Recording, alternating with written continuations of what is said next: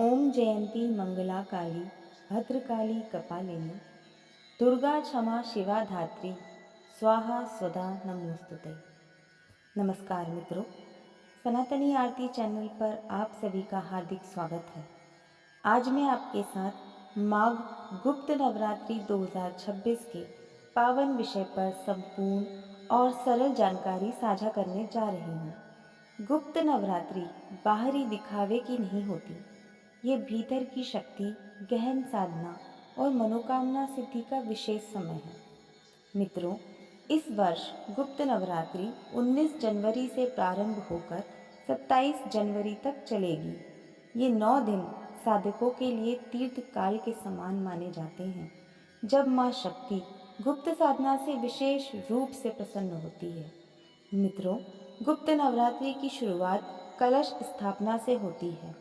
शुभ मुहूर्त 19 जनवरी सुबह 7:14 से 10:46 तक है। अभिजीत मुहूर्त दोपहर 12:11 से 12:53 तक है।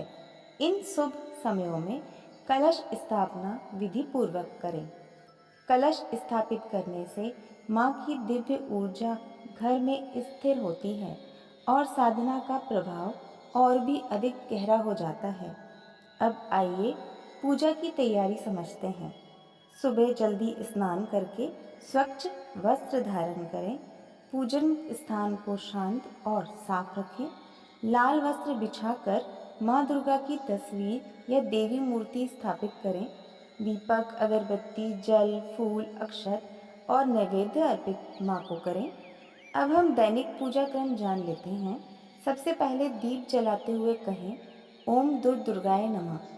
इस मंत्र से माँ शक्ति की कृपा आपके ध्यान में स्थिर होती है।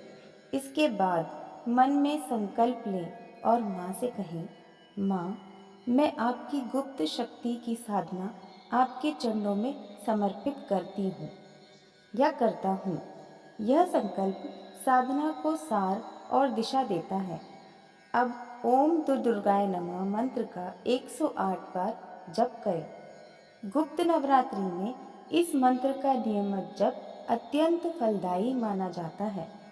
मित्रों, गुप्त साधना का सर्वोत्तम समय सुबह पहली किरण से पहले या प्रातःकाल का शांत और ध्यान युक्त समय होता है।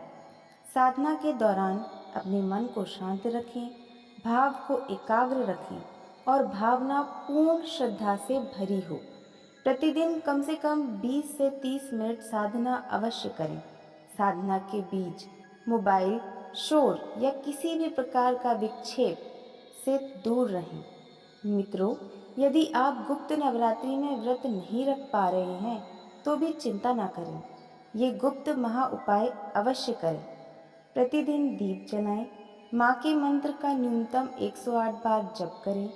ईश्वर के प्रति संतोष और प्रेम भावना रखें। परोपकार, दान, सत्य और शुद्ध आहार को अपनाएं।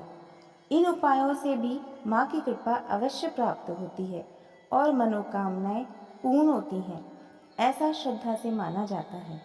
गुप्त नवरात्रि के अंत में माँ से विनम्र भाव से कहें, माँ, मुझसे हुई सभी भूलों को क्षमा करना। मेरे जीवन में सदा अपनी कृपा बनाए रखना। जय माता दी।